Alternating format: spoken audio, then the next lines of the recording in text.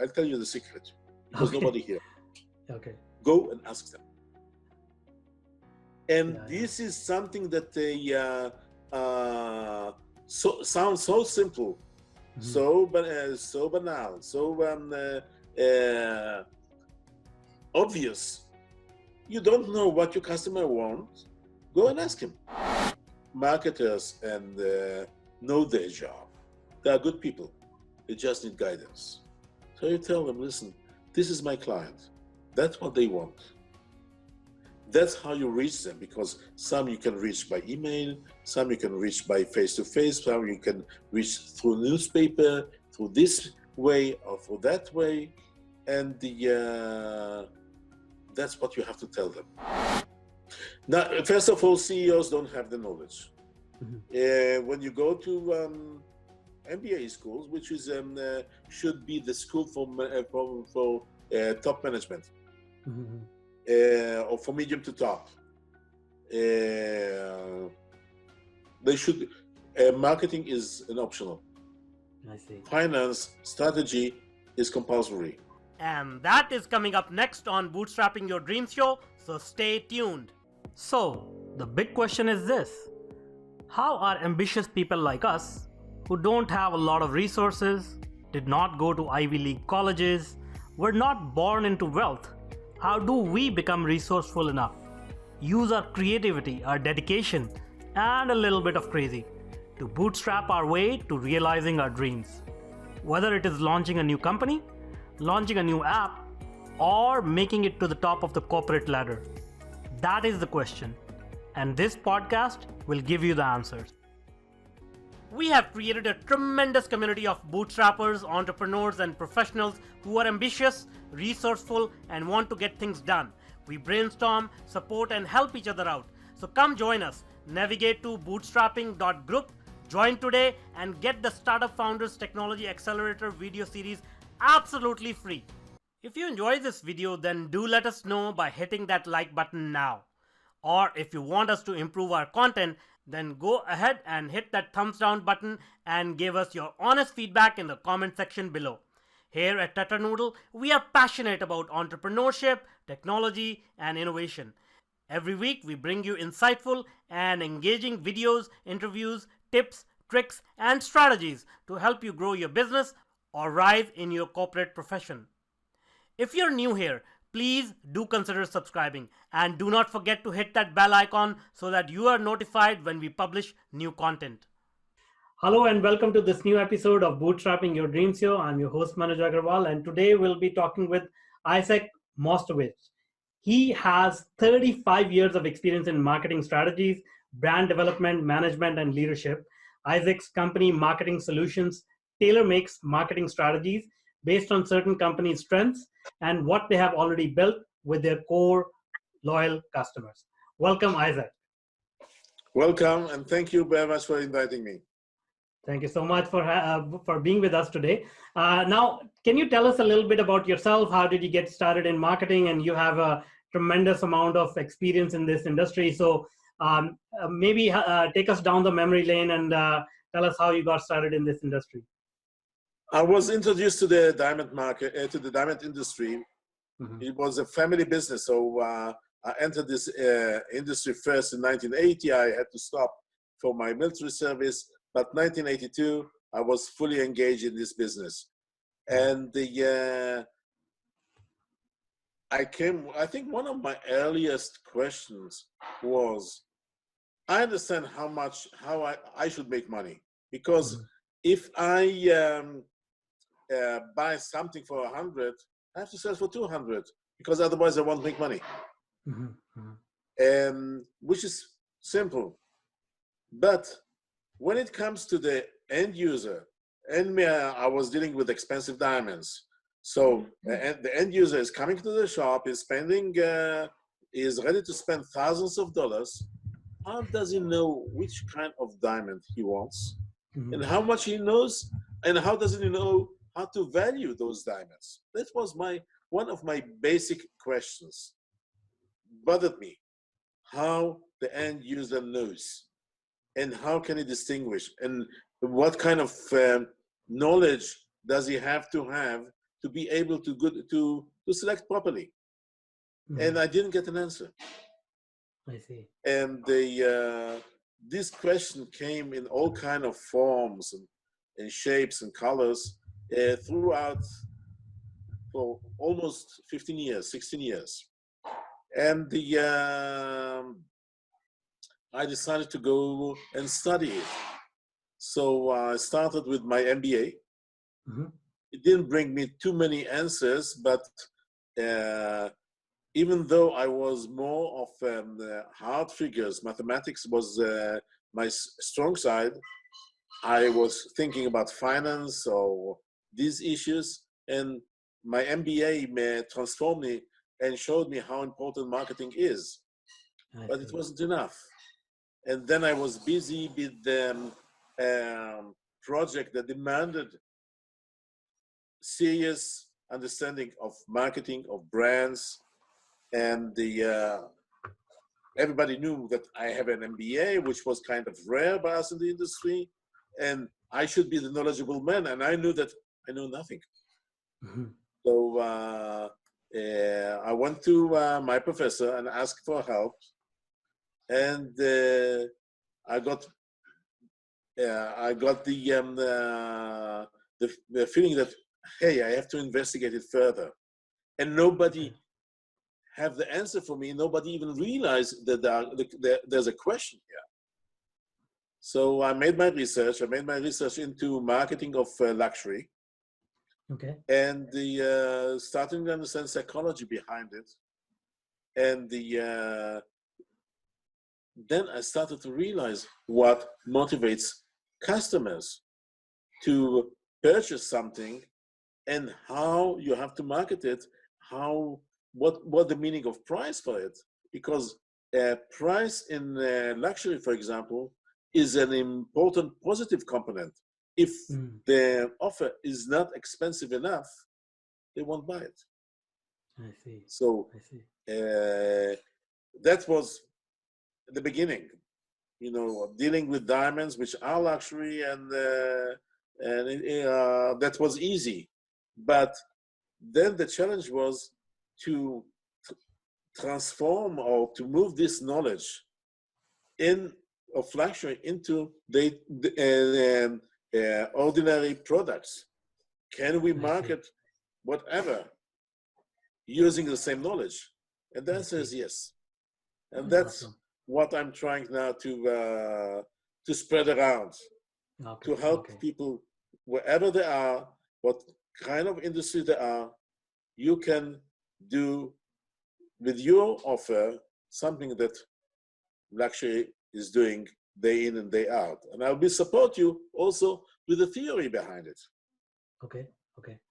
That's great. So this is a fascinating world of, luxury items and how people evaluate their the products as well as how they make decisions. So can we dive a little bit deeper in terms of what your research showed and share with the audience what are some of the components that you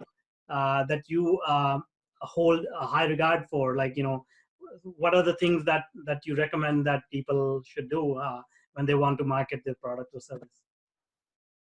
Figure out, if I delve into my research, I figure out that I can divide the world into two. Okay. There are people who are more of a social type. That means they want to be the best member within between their own organization, between with their own setting, within their own society. Means if you ask you which kind of in which society you are, most probably you have your friends, your gathering, something that we can organize into a society, and everybody will say, "Hey, Manuj is a great guy. You might be the brightest, you might be the most intelligent, the wealthiest, the one who comes with the brightest idea," and so on and so forth. So people try to prove themselves against their society. There are, I won't say lone wolves, but people who are concerned with themselves. People who are looking for challenges. So if those who are are part of society or of the social environment are looking into what my goal is, and they know, and they try to define what their goal is, because this group tries to reach a certain goal, and they want to show I'm the most advanced, or even I reached my goal. Those lonely wolves are concentrated about the way. I don't care if I get there or not. It's like somebody who runs or jumps high. So sometimes they only want to improve 1 more centimeters, 2 more centimeters, or run a little bit faster. And there are milestones. So he's concerned with the way. He's not concerned with the goal, because the goal is far beyond the horizon. We still remember when it wasn't when I was alive. When I was born, it was before I was born, where the running mile below 4 minutes was impossible, was considered impossible. They said that if somebody is able to run a mile below 4 minutes, he'll die. I see. This is history now. So somebody can take a challenge and say, I'm going to crack it. But it's his own personal challenges. So you have these two worldviews, and they are all separated. Wherever you have a choice, is the way how we choose. So choice can be in purchasing. Choice can be in management also. For 4 years, I worked on with the top, with board, vice presidents, senior vice president, and chairmen, and looking at how they work. And you have these two types of worldviews, because each is considered. Still, there is a choice. So once there is a choice, and the choice is between two good options, it's not between good and bad, but between two good options. So one will choose one option, the other one will choose another option. I see. And that's, in a nutshell, what my research was. Got it. So basically what you're saying is, people who are ambitious, they want to prove themselves. And so, if they buy a luxury item, it sort of satisfies their desire to prove themselves to themselves and society. Either to prove themselves or to prove their friends. Yeah. That means prove their friends is not kind of show off, but they need the approval of their friends. They say, hey, you did something great. Yeah. And so there are the other people who are choosing because it satisfies me. I don't care what the others say. Cool. If it satisfies me, it's fine. So, and both approaches are good. But some are like this, some are like that. And two type of people. You have to talk to each type of person in a different language. I see.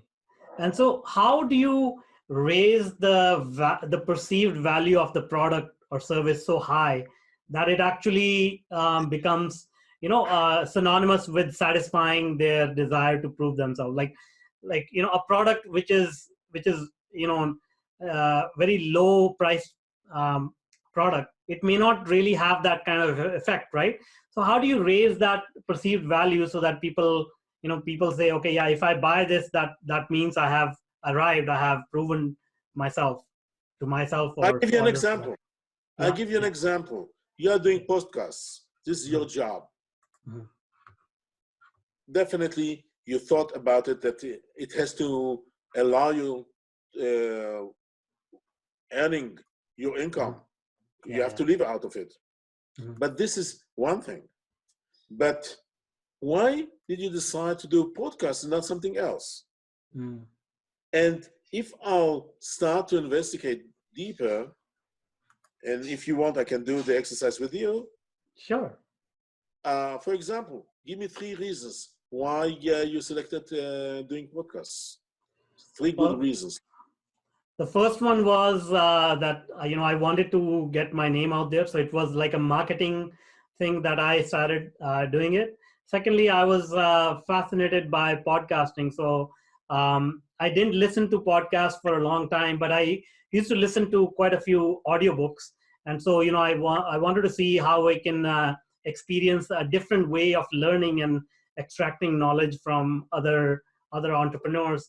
And the third one was just trying something out new, because I was never comfortable in front of camera, and figuring out all the audio equipment and all the pieces that go together. So it was a new challenge for me to figure this thing out. So those were the three reasons. Okay, good. Now you gave me three answers which are on a relatively low level. For example, the first, what was the first reason? The marketing side, like getting out there. Yeah. Why was it important for you to get out there? Yeah. So as I'm trying to grow my business, I'm trying to reach to more prospects and because my business revolves around software and IT, and I work with startup founders. So I wanted to reach out to maximum number of startup founders and tell them that there are alternative solutions available to help them grow. So why is it important for you to get, not from business point of view, but from your own satisfaction, to reach as many people, to reach out to as many people? Well, the simple reason is that if you say, I, Manuj, want to reach out to as many people as I want, not necessarily from business point of view, or maybe you say, I hate it, I don't want to talk to people, but that's my business.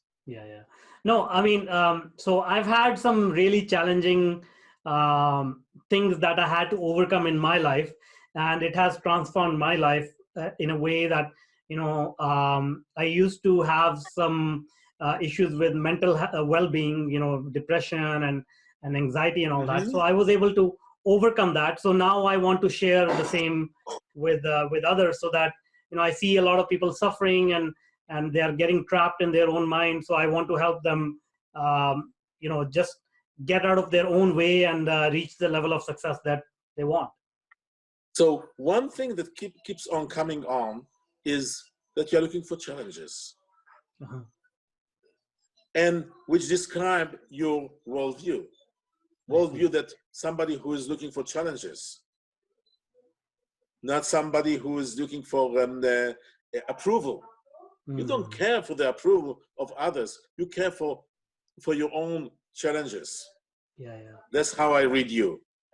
That has nothing to do with podcast, and nothing to do with technology. Okay, technology might be a challenge for you, because I don't know how technology savvy you are, but I know that today I had a problem with my computer. I didn't even try to touch it. Ask my son to help me with it. So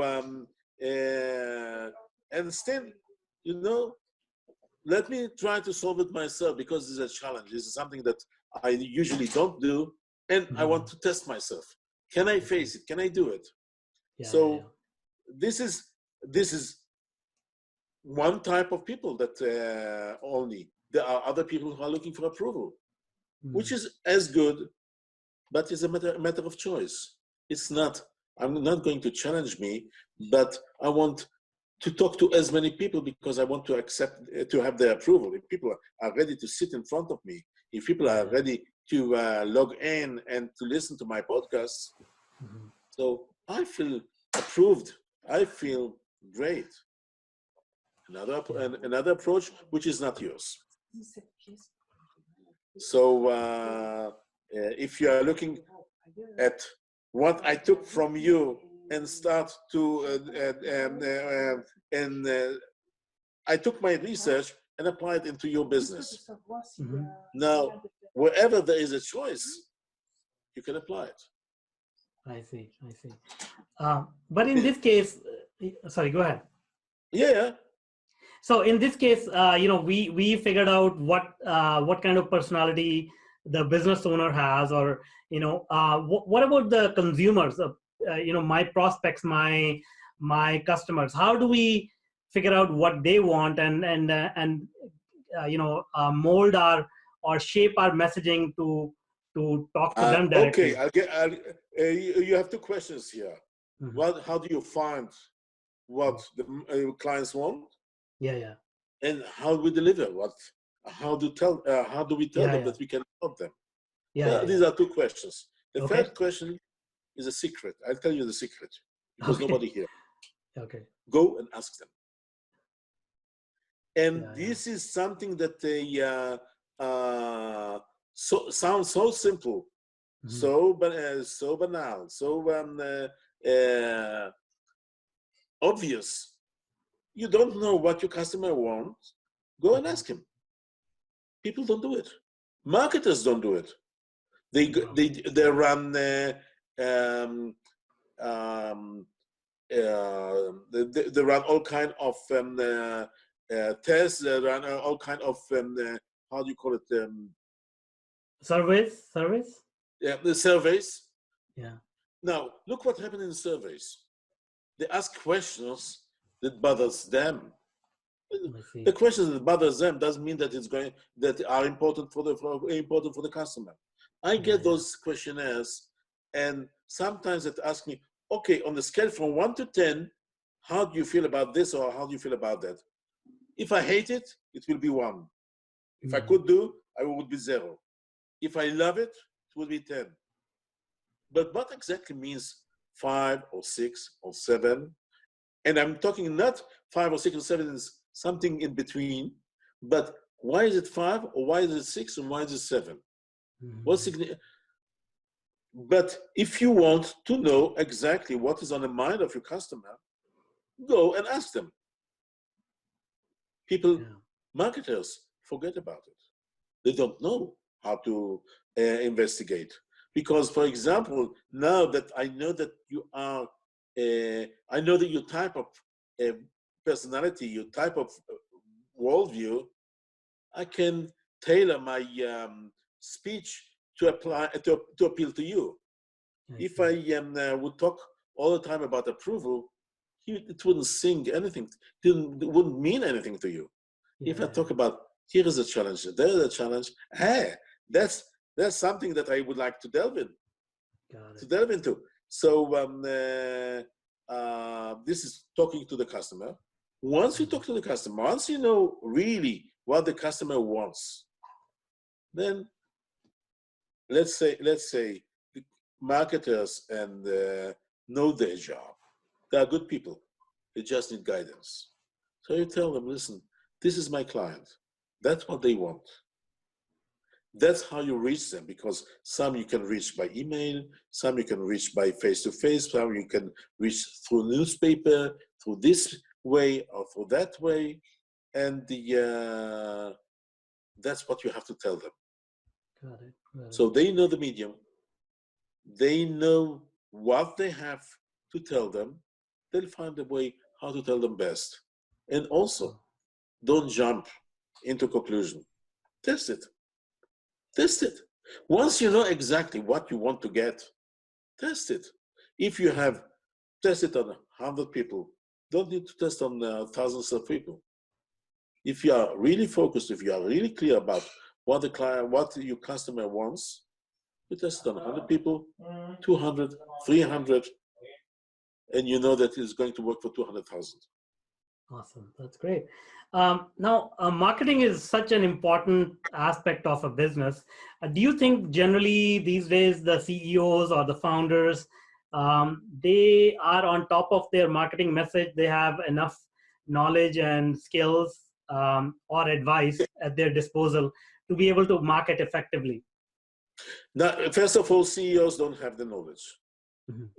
When you go to MBA schools, which is should be the school for top management, or for medium to top.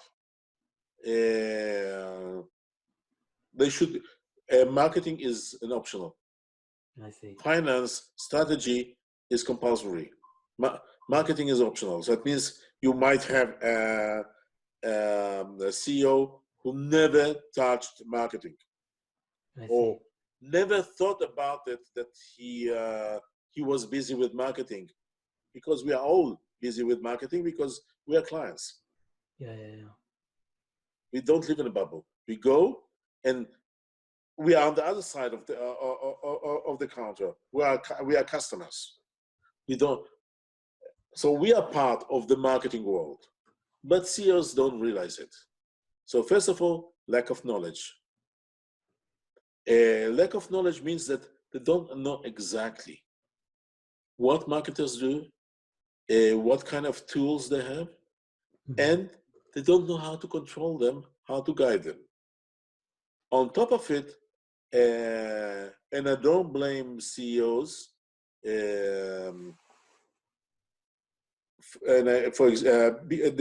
many of them don't know what exactly they want to have from the company. More money, higher share price. Let me ask you one question. Take any CEO and tell him, okay, you are at the end of your life, look backward, and you look at it and say, okay, I raised share prices by 2%. That's what you lived for? That's what you want to be put on your tombstone? I doubt. Yeah. So what exactly you want to be put on your tombstone, and how this is manifested in your work? That's a goal. Yeah. That's a life goal. So take your life goal and apply it into your business. They don't know how to do it. They never thought about it. They never thought to think about it. I see that. Yeah, that's pretty deep. You know what? They won't find it. The fact that they'll think about it will make them better people.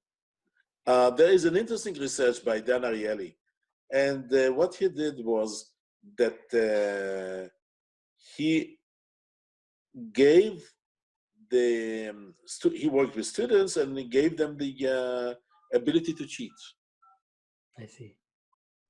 So he could measure what kind of percentage, how deeply they're cheating. I see.